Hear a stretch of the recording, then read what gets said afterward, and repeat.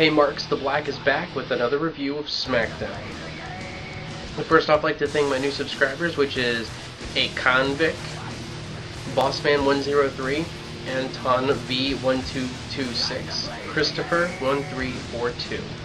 I'd also like to thank people who left comments on my video last week, which was Classic1333, Tommy2Chips, The John WWE, Bossman103, Zamario, DJose101 or Mr. Joseins, Andrew070, AK King27, DW Squirtle, The Jericho1123, and The Wrestling Show. I'd like to let everybody know, please, leave comments on, on these vids. Let me know what you think. I love getting the interaction. I mean, I think I had like 37 comments on my last one because I was bouncing back and forth between those probably 12 people.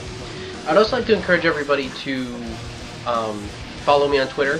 And also, if you go to the Wrestling Revolution site, our Twitters, we have a Twitter blender right there at the top of our website.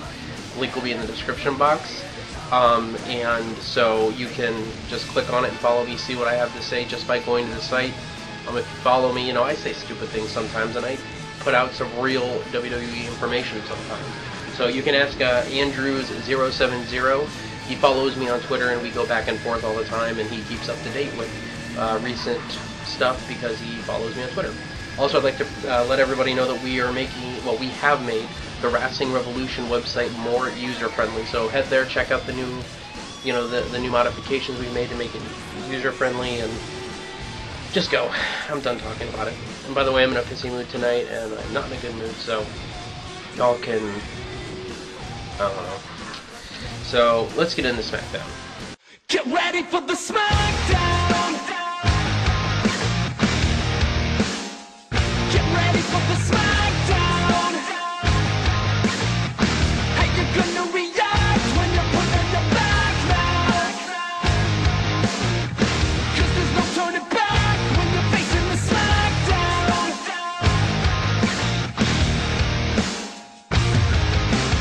This week's Smackdown is in Raleigh, North Carolina. We start off with an in-ring promo. Here's one of the reasons why I'm not in a good mood. We start with an in-ring promo with Booker T and Michael Cole Jr., a.k.a. Josh Matthews. I think it's Josh Matthews. Saying that he is happy to move on with his career and sit at the commentary table. Right. Cody comes out and cuts a great heel promo on Booker, basically just saying that, if this were a movie, Booker T would go into TLC and win the Intercontinental Championship, but this is not a movie. So prepare to be disappointed. First match of the night, which is Cody Rhodes versus Daniel Bryan. And the stipulation by Theodore Long was if Booker T interfered in this match between Daniel Bryan and Cody Rhodes, that their match at TLC would be canceled. So this was a pretty good opening contest. I gave it 3 out of 5 Black Rangers. The only problem is that Cole and Booker T were arguing way too much about this match. It took away from the whole match. Like, I barely watched this match, really. I had to go back and watch it again because I was so distracted by Cole and Booker T. Like, I was tuning everything out and barely even listening to them. So it's like, when I went back, it was a 3 out of 5 Black Rangers, but it just, the commentators really took away on this opening belt contest. But in the end, Cody Rhodes reversed a roll-up into a crossroads for the win. It was actually really cool how he reversed it. He rolled him back, and then Cody Rhodes rolled through and rolled up into the crossroads on Daniel Bryan. So it was a good match to open the thing. It's just the commentators killed it. Second match of the night, which was, oh good lord, Alicia Fox versus Natalya. I gave this 0 out of 5 Pink Rangers. I normally am a little more gracious with the Divas, but this was terrible. Like, there was like little to no offense on either side here, and Alicia Fox got an inside cradle in like 30 seconds and got the win. It was terrible. They were jobbing Natalya, and the other thing I'm so pissed off about is that they're jobbing Natalya again. Again and again and again and again and again, and it's driving me nuts. WWE, you either need to use Natalya right or release her so she can go to TNA. Or Ring of Honor. Heck, let her go to Ring of Honor for all I care. But let Natalya get used properly, because this is terrible. They job her out every single match she's in, and that is horrific. Because she is one of the best divas in the WWE. Her and Beth Phoenix are the two. That's why they're the Divas of Doom or whatever. So I don't know why they have her jobbing out week after week. You're not making your other divas look more credible. You're making Natalya look way less credible because Kelly and Eve and Alicia Fox are beating her. And granted, out of those three, Alicia Fox is the best, but really, 30 seconds? You're not even going to let them have a good match? 0 out of 5 Pink Rangers. Afterward, Fox debuted a new catchphrase, which was, "You've been outfoxed" by Alicia Fox. That was cute. I thought it was okay. Alright, next up we go to a backstage segment with Jack Swagger and Mark Henry. It's a pretty good backstage segment. Mark Henry says that if you hurt the Big Show tonight, you will be first in line to get the next World Heavyweight title shot against me. And Jack Swagger actually, I was figuring he'd just say something retarded like, "Oh yeah, okay, yeah, I can do that." He's like, "No, you know what, I'm going to go out there and I'm going to beat the Big Show for myself." I'm like, holy crap, that was awesome. I mean, it was a good promo by Jack Swagger. So, I mean, standing head-to-head with Mark Henry, I thought it was really good. Third match of the night, which is a tag team match, which is the Usos versus Epico and Primo, which I don't know what we're calling them nowadays. Filthy Animals 2.0, whatever, I don't know. Anyway, I gave it 2 out of 5 Yellow Rangers. It was an okay tag match. These guys worked pretty well together. It was good to see, if they're going to give Epico and Primo a tag title shot, it's good that they're at least trying to put them over against other tag teams. So, I mean, it's good to see that they faced the Usos, who are a very credible tag team in my opinion, and won. And it was a decent match. It was only 2 out of 5 because it kind of felt lacking in some parts of it for a tag match. So, I really believe that they could have done better on this one, especially with the Usos, because these guys are really good wrestlers and really good tag wrestlers.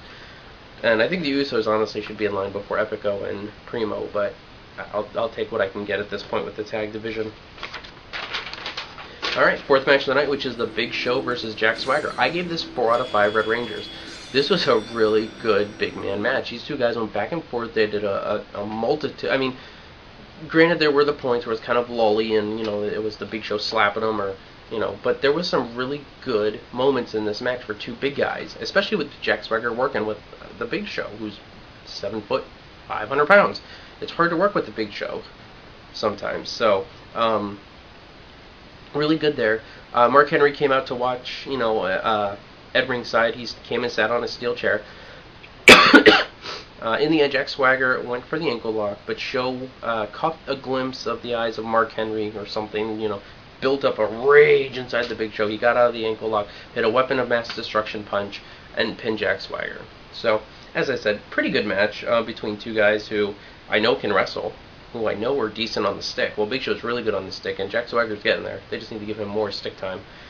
Yeah, that sounded really gay. And whatever. So anyway, we go to a backstage segment with Randy Orton and Zack Ryder. It's kind of stupid because, Ryder came in and he's like, "Hey, I just want to make sure we're on the same page." And Orton's like, "No, we're not on the same page." And Orton's like, "Are we in the same book?" Orton's like, "Yeah, we're on the same book." And he's like, "Yeah, whoa, whoa, whoa." And then he walked off camera and Orton just looked at him like he's stupid. And I'm like, that was kind of a stupid segment. I mean, really? Orton and Zack just don't look good right on camera together. Okay, so we go to the fifth match of the night, which is Ted DiBiase versus Heath Slater in a decent undercard match. I gave it 3 out of 5 White Rangers. Good back and forth between these guys. I think Heath Slater has some potential here. I know his gimmick is dumb, but he'll be a decent mid-carder, I think. I think Heath Slater eventually, if they get his heel persona up some more, he can probably go for a singles singles mid-card run, or tag team him up with Jesse or Slime Master Jay from back when he was Jesse and Festus. Make them like this hick hillbilly tag team like the Godwins, and have them go for the tag titles. I mean, there's a bunch of possibilities here for the WWE to make credible tag teams. I'm not talking about throw together. I'm talking about making them look the same, making them act the same, just like in the old days. In the end, DiBiase hit a Dream Street on Slater for the win, so it was really kind of a basic end. I mean, so he hooked him in the Dream Street. Afterward, Jinder Mahal comes out and jumps Ted from the back. Teddy Long comes out and then makes a match for that moment, which is Jinder Mahal versus Sheamus, which should have happened on Raw, but Sheamus kicked that crap out of Jinder Mahal, and that match never happened on Raw. So we get it on SmackDown, which I'm kind of glad about because SmackDown bookers can actually book a match. So the next match, which is Jinder Mahal versus Sheamus, I gave 3 out of 5 Alpha 5s. Actually a pretty good matchup. These guys went back and forth a lot. It actually put Jinder Mahal over a little bit because Jinder Mahal's a bigger wrestler. I mean, he's like 6'7" or something like that, I think. He just always looked dwarfed over the Great Khali because Khali's so huge. So I'm actually kind of glad that they actually gave this match a little bit of time. It was still your typical main eventer versus mid-carder, but it wasn't a squash. So I think that Jinder actually got a little bit of, I don't think anybody was like buried in this match. Let's put it that way. So pretty good match, but in the end, Sheamus hit a bro kick on Jinder for the win, which we kind of knew was going to happen when this match started. 7th match of the night, which is the main event of the evening, which is Randy Orton and Zack Ryder versus Wade Barrett and Dolph Ziggler. I gave it 3 out of 5 Green Rangers. It was a pretty good tag match. The ending was pretty good. It kept me on my feet. In the end, Dolph Ziggler went for Famouser. Orton moved out of the way, and then Randy Orton hit an RKO on Dolph Ziggler for the win. Wade Barrett and Zack Ryder were outside the ring. Zack Ryder was on his aggressive streak is what I don't know, one of the commentators said. I want to say it was Michael Cole. So, what I give the night as a whole, I give it 3 out of 5 Blue Rangers. Pretty average night of SmackDown. Andrew070 on Twitter said that SmackDown was crap. I don't think it was crap, but I don't think it was anything special.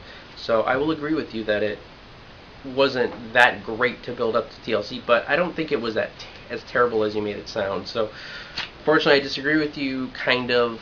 But the Divas thing killed a lot of it. I mean, honestly, the Divas thing was just, I was like puking, like throwing up in the back of my throat during that. The Orton Ryder backstage segment really was like, what the heck? And then the opening segment was really dumb too. So really, the segments didn't build anything towards the pay-per-view, in my opinion. Some of the matches were okay. Now we go to Booker T's quote of the night. Like I said, if Cody Rhodes beat me, he gains nothing. Yes, Booker T, we know that if Cody does beat you, he does gain nothing. So thank you very much for clarifying that for us. I just figured I'd clarify it for everybody else. Now we go to the the match of the night montage, which goes to Big Show and Jack Swagger. Everybody enjoy.